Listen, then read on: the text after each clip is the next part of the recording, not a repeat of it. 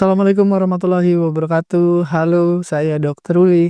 Apakah Anda pernah mengalami misalkan nyeri dada, nyeri kaki, atau perubahan warna pada kulit, misalkan jadi warnanya kebiruan, atau lebih pucat, atau mungkin rasanya dingin gitu ya? Ini gejala-gejala penyumbatan arteri. Apalagi kalau Anda sudah pernah serangan jantung atau pernah stroke, gitu ya, itu sudah jelas sudah ada penyumbatan. Nah, masalah pembuluh darah itu bisa bikin komplikasi serius. Misalkan tadi saya sebutkan serangan jantung, stroke, misalkan matanya buta, terus eee, gagal ginjal dan seterusnya. Tapi kita ada solusi yang alami, yang efektif juga. Tapi memang sebaiknya dilakukan sebelum terjadi komplikasi yang berat. Jadi jangan misalkan udah tinggal penyumbatan sudah 90% baru Anda melakukan ini ya. Kalah cepat dengan misalkan pasang ring itu jauh lebih cepat untuk menghilangkan penyumbatan gitu. Nah, tapi kalau misalkan masih jauh, masih belum ya, masih penyumbatannya masih di bawah 60%, ini masih bisa dilakukan. Jadi ada 7 langkah yang harus kita lakukan untuk membersihkan arteri tanpa obat-obatan. Pengen tahu gimana caranya? Apa aja yang harus dilakukan? Simak sampai tuntas. Mari kita bahas. Ayo kita mulai.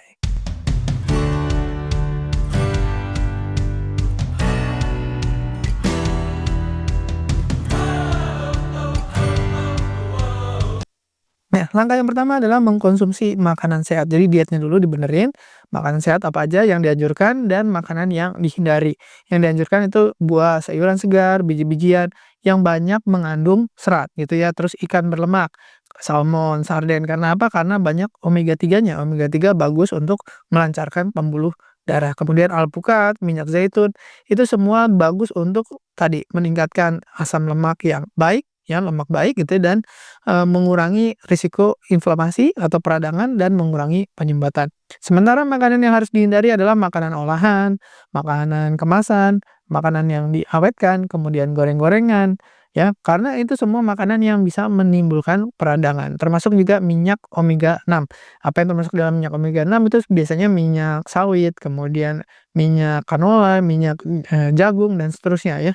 Nah, dulu katanya bagus gitu ya minyak, canola dan minyak jagung, tapi sampai hari ini ternyata dibuktikan ternyata mereka mengandung omega 6, dan omega 6 itu ternyata meningkatkan peradangan dan meningkatkan risiko plak, penumbuhan plak akhirnya jadi penyumbatan. Kemudian gula dan minuman manis. Nah, ini kalau ini sudah banyak penelitiannya, gula yang tinggi meningkatkan gula di darah meningkatkan peradangan, peradangan meningkatkan risiko terbentuknya plak, plak menyebabkan penyumbatan. Dan terakhir ya roti dan atau nasi putih yang biasa dikonsumsi oleh orang Indonesia. Diganti apa? Dengan yang lebih sehat, dengan yang lebih banyak seratnya. Misalkan, roti carilah roti yang gandum, terus kemudian nasi carilah nasi yang mungkin seratnya lebih banyak, misalkan nasi merah atau nasi, hitam gitu ya. Dan kalau masih pengen makan nasi putih boleh nggak? Boleh, tapi harus banyak seratnya. Jadi misalkan kita makan sayurnya juga lebih banyak. Langkah kedua yaitu rutin berolahraga. Yang paling direkomendasikan adalah jalan cepat. Kenapa? Karena mudah, murah, dan bisa dilakukan di mana aja, nggak perlu alat, nggak perlu ngapa-ngapain, ya cukup jalan kaki. Banyak orang itu nggak perlu belajar gitu ya, karena jalan kaki semua pasti melakukan. Minimal 30 menit setiap hari, dan yang paling direkomendasikan adalah jalan di alam terbuka, jadi bukan di indoor atau di treadmill. Kenapa? Karena selain kita lebih sehat secara fisik, itu juga mengurangi stres, jadi sehat juga secara mental.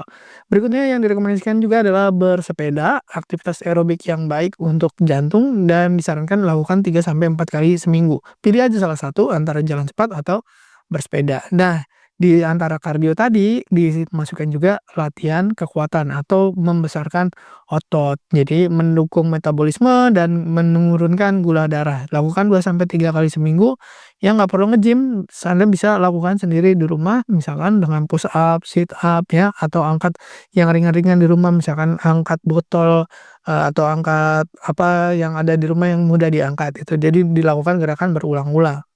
Langkah ketiga yaitu jaga berat badan Anda.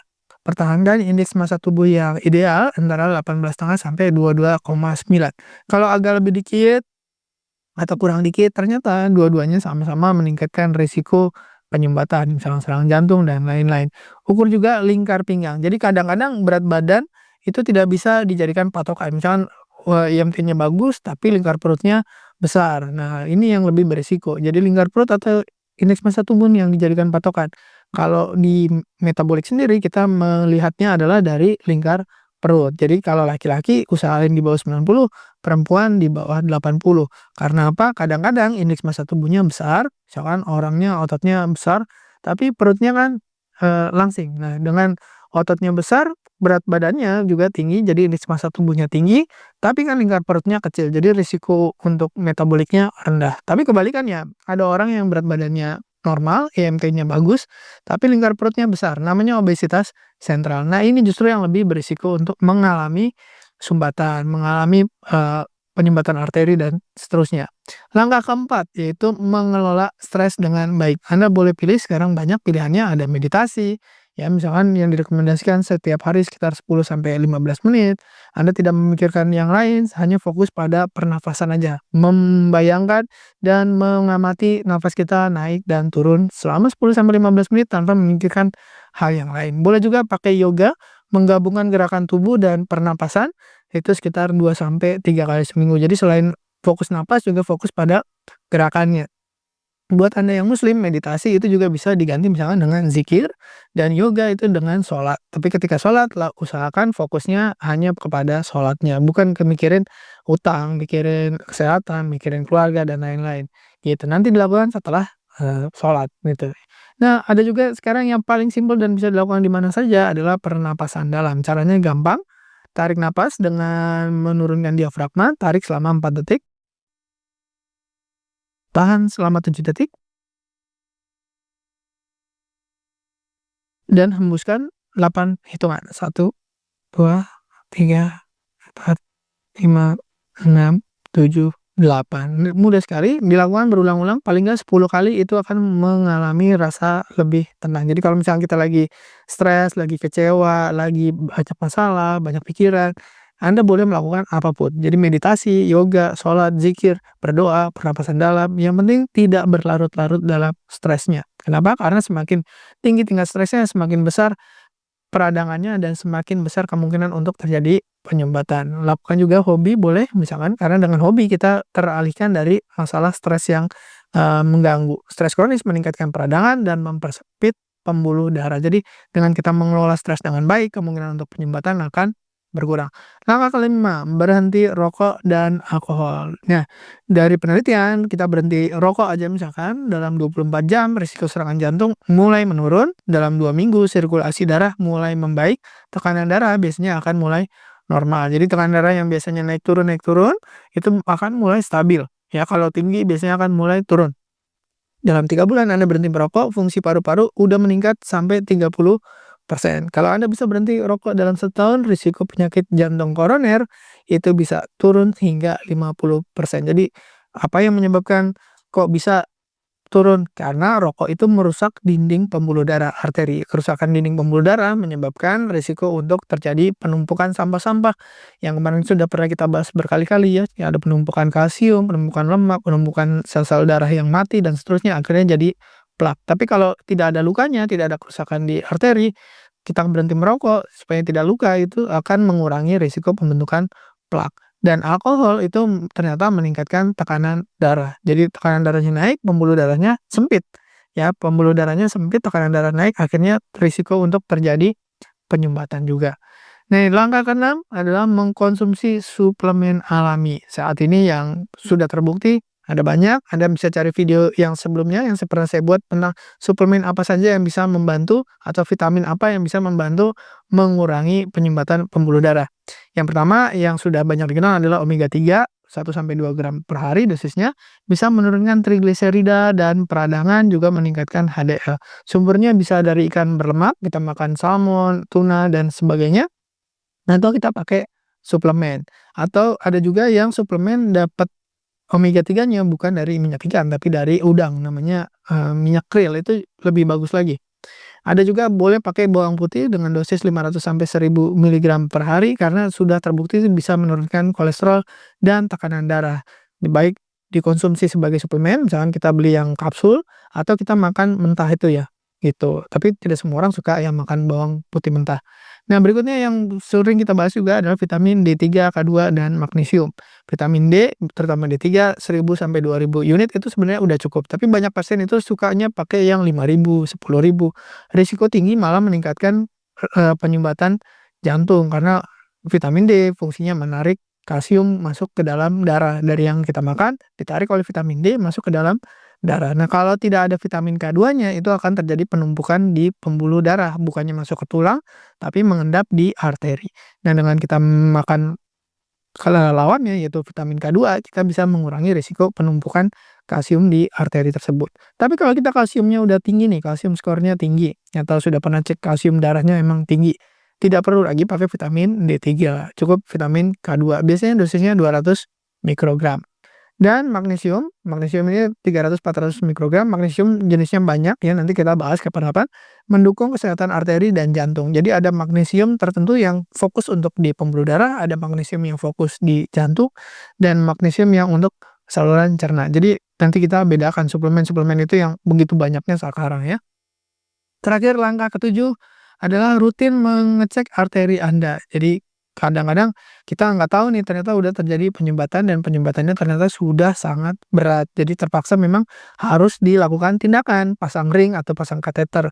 Ya, misalkan sudah sumbatannya 80 atau 90%. Kalau kita pakai cara-cara yang tadi kita sebutkan, bisa nggak? Bisa, tapi butuh waktu. Ya, jadi misalkan butuh waktu 3 bulan atau 6 bulan untuk bisa mengurangi penyumbatannya. Tapi kalau mendesak dan emergensi sumbatan di atas 80%, misalkan 90%, pasang ring akan jauh lebih aman untuk Anda. Jadi menyelamatkan nyawa lebih penting daripada menyelamatkan apa, Anda merasa nggak nyaman dan lain-lain gitu ya. Gimana caranya? Cek di rumah bisa, cari video saya sebelumnya gimana caranya menemukan sumbatan arteri tanpa ke lab, tanpa ke rumah sakit, yaitu dengan memeriksa namanya ankle brachial index. Dapat dilakukan dengan tensimeter, bandingkan tekanan darah kaki dengan lengan. Jadi ankle brachial index yang normal itu 0,9 sampai 1,4. Jadi di bawah 0,9 ada masalah, di atas 1,4 juga ada masalah.